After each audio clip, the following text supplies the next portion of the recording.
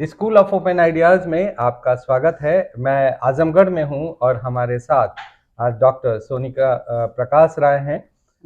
हम लोग उनसे बातचीत करेंगे और पेरेंटिंग के विषय में उनसे सुनेंगे कि उनके अपने अनुभव क्या रहे, उनके बच्चे अभी क्या कर रहे हैं और एक लेखिका और साहित्यकार होने के साथ साथ उन्होंने बच्चों की परवरिश में क्या विशेष ध्यान दिया, इसी मुद्दे पे उनसे हम लोग बातचीत करेंगे। आपका बहुत बहुत स्वागत है।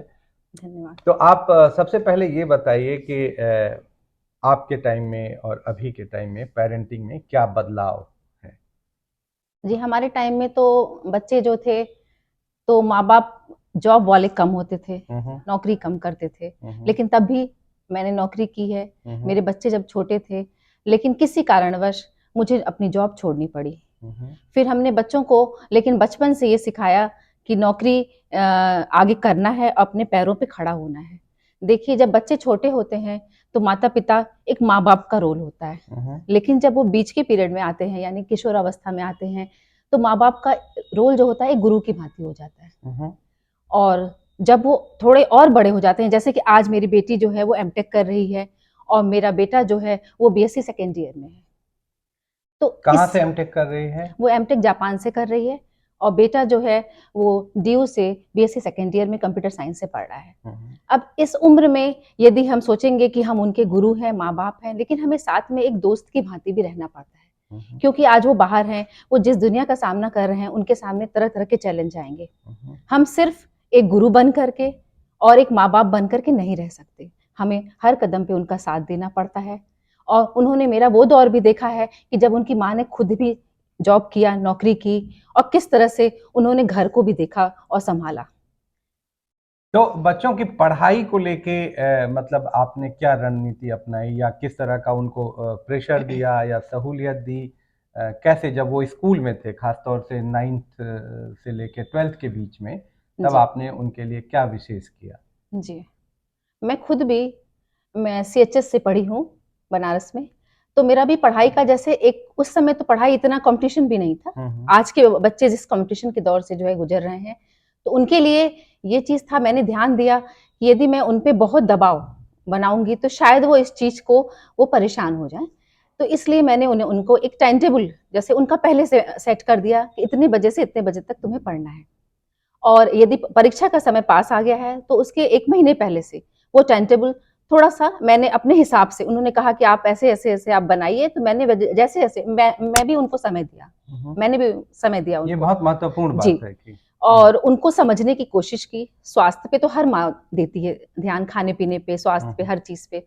लेकिन मैंने उनके साथ बैठे में समय दिया, बैठा और जैसे-जैसे उन्होंने कहा कुछ समस्याएँ कहीं उसको भी हमने सोचा कि कैसे दूर किया जा सकता है।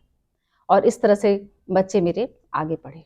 कभी आपको तो ऐसा नहीं लगा कि बच्चे जो प्रेशर है, सोशल प्रेशर या पेरेंटल प्रेशर या पीयर प्रेशर जो उनके साथ वाले, कि उसकी वजह से एंग्जाइटी का शिकार हो रहे हैं या उनको लग रहा है कि बहुत ज़्यादा स्ट्रेस हो रहा है, एग्ज़ाम आ गया और हर आदमी कह रहा है तुम्हारा बोर्ड का एग्ज़ाम है या तुम्हारा कोई कॉम्पिटिटिव एग्ज़ाम है। तो ऐसी कभी स्थिति आई जिसमें आपने बच्चों को समझाया या उनको धीरज जी, बढ़ाया? आई थोड़ा बहुत, हम्म। बच्चों को भी सामना करना पड़ा इस चीज़ का और हमें लगता है कुछ बच्चों का अपना मतलब खुद का भी होता है, वो हम्म। स्वभाव होता है कि जैसे कुछ बच्चे ज़्यादा वो प्रेशर में रहते हैं और ख़ासकर जो बच्चे रैंकिंग में होते हैं, यदि हम्म। कोई मतलब फर्स्ट या सेकंड आता है, तो उन बच्चों पे दबाव ज़्यादा होता है। हम्म। यदि हम्म। माँ-बाप यदि चाहें भी कि हम दबाव ना डालें हम्म। और नहीं डाल रहे हैं, हम्म। तो भी समाज जो है वो दबाव डालता है। हम्म। कि अरे तुम्हारा तो अब क्या रैंक आई, तुम अब कहाँ जा रही हो, कहाँ हम्म। सोच रही हो। तो इस तरह का वो प्रेशर जो समाज से वो बच्चा लेके आता था या स्कूल के टीचर्स, प्रिंसिपल तक हम्म। कि अरे तुम ऐसे तैयारी करो, तुम्हें ये करना चाहिए। तो वो आकर के हमसे जो है कहता था हम्म। कि मम्मी इस तरह से है स्कूल में और मुझसे नहीं हो रही है तैयारी। हम्म। तब मैंने उसे समझाया कि देखो बेटा, जितना हो सके उतना तुम करे, तुम्हें हम्म। अपना पूरा देना है। हम्म। तुम जितना दे सको न हम्म। मतलब अच्छा आना, नहीं आना, कहीं होना, नहीं होना, ये तुम्हारे हाथ में नहीं है। तुम प्रयास करो, सफलता मिलेगी, ज़रूर मिलेगी। नहीं मिली तो भी कोई बात नहीं, रास्ते और भी हैं जीवन में। बहुत अच्छा। हुँ, लेकिन देखिए ये भी होता है कि किसी भी सफल से सफल व्यक्ति को अगर हम देखते हैं तो उसके जीवन में भी असफलताएं तो होती ही हैं, क्योंकि ग्राफ हमेशा ऊपर चढ़े, ऐसा होगा नहीं। सबके जीवन में कुछ न कुछ सब इच्छाएं जो हैं वो पूरी नहीं होंगी और कहीं ना कहीं उसको हार का सामना करना पड़ता है।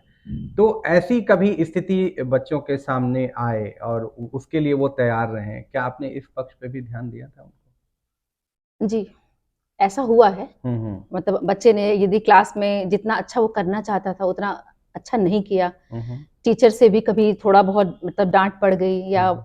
वो हो गई, फिर आगे भी उसने ये मतलब चाहा कि हम टॉप करें, हम्म। लेकिन वो नहीं कर सका। हम्म।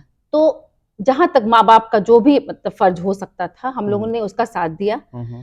और हमने कहा कि ठीक है, आगे तुम फिर से तैयारी करो हम्म। और फिर से रास्ता जो है दिखेगा। हम्म। फिर नहीं मिला तुम्हें यदि सफलता, हम्म। तो तुम पुनः अपना रास्ता नए सिरे से तुम सोच सकते हो। हम्म।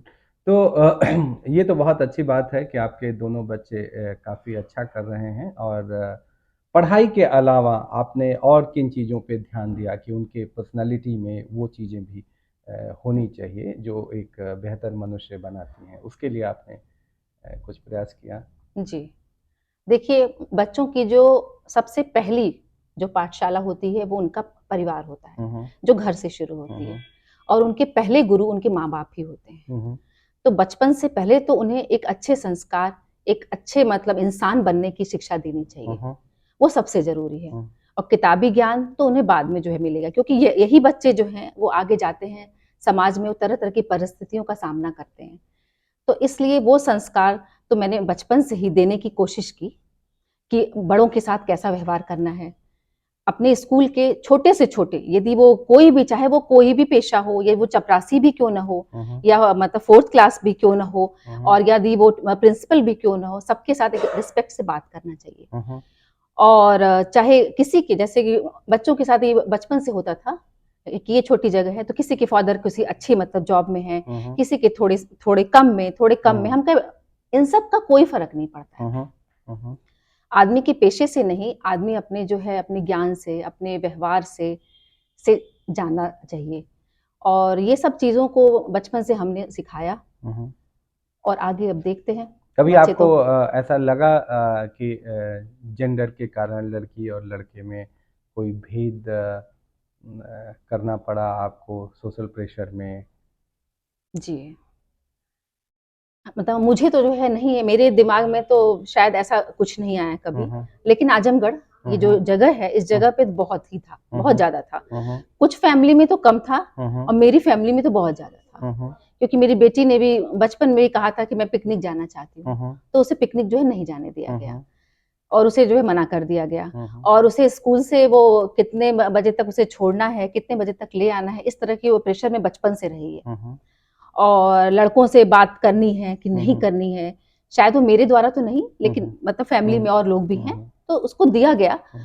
लेकिन शायद माँ का एक जो सहयोग होता है हम्म। वो बच्चों को बहुत स्ट्रांग बनाता है। हम्म। हो सकता है कि फैमिली में बड़े हों, जैसे सास ससुर हों, हम्म। माँ बाप हों, तो वो लोग कुछ चीज़ों को, उनका क्योंकि समय दूसरा था, वो हम्म। कुछ चीज़ों को रोक टोक कर सकते हैं। लेकिन यदि एक माँ चाहे और वो कहे कि बेटा मैं तुम्हारे साथ हूँ, तुम सही गलत का चुनाव, तुमको यदि पूरा ज्ञान है और तुम कर रहे हो, तो हमेशा मैं तुम्हारे साथ खड़ी हूँ। तो ये बच्चों को के मनोबल को काफ़ी मजबूत करता है। बहुत अच्छा। और कोई संदेश अगर आप देना चाहते हैं पेरेंट्स को कि अपने बच्चों की परवरिश में किस बात का ध्यान रखें, तो आप ज़रूर बताएं। जी, समाज में हम जैसा कि आज देख रहे हैं कि हम लोग का समय जो था वो थोड़ा-सा सिंपल था, शायद सरल था। और उसके पहले हम लोग भी अपने माँ-बाप से सुनते थे कि तब का दौर जो है और सरल था। आज के बच्चों के सामने जितना ही ये इंटरनेट की दुनिया है, हम सारी दुनिया मतलब सारी दुनिया से जुड़ रहे हैं और हर बच्चे के हाथ में, बड़े के हाथ में जो है मोबाइल है।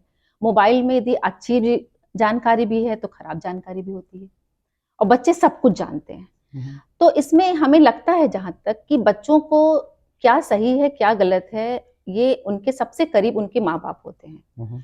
और माँ-बाप का एक दोस्त बन कर के उनसे जितना कुछ उनसे समझना है, बताना है, ये कोशिश करनी चाहिए कि उनके बच्चे उनसे हर चीज़ शेयर कर सकें। सबसे ज़रूरी ये चीज़ है। पढ़ाई ट्रस्ट तो एक बिल्डिंग, तरफ है, ट्रस्ट बिल्डिंग। बिल्कुल। और यदि वो शेयर करते हैं, तो उन्हें भी ये विश्वास रहे कि मेरे माँ-बाप मुझे मेरे पे भरोसा करेंगे। हम्म। और जैसे अपने दोस्त से जो वो बात वो कहता है, तो फिर ऐसे में वो सबसे पहले अपने माँ बाप से कहेगा। तो मुझे लगता है कि आजकल के माँ बाप को बच्चों का दोस्त बनना चाहिए। कुछ लोग इसका विरोध भी करते हैं कि नहीं बनना चाहिए, दोस्त क्या चीज़ होती है, दोस्त बनने की क्या ज़रूरत है। लेकिन हमें लगता है कि यदि अच्छा सा और एक बच्चों को एक सुंदर भविष्य देना है, जो कि शायद हर एक माँ बाप का सपना होता है, तो कुछ बनिए न बनिए, उनके दोस्त आप जरूर बन जाइए। जो एक अवस्था के बाद, बचपन में तो एक दुलार प्यार वो आपने दिया, एक गुरु बन करके किशोरा अवस्था तक आपने उनको वो दिया, ठीक है, लेकिन एक उम्र के बाद उनका दोस्त बनना बहुत जरूरी होता है। बहुत बहुत धन्यवाद आपका। स्कूल ऑफ ओपन आइडियाज से आपने बातचीत की। आपका बहुत बहुत नमस्कार।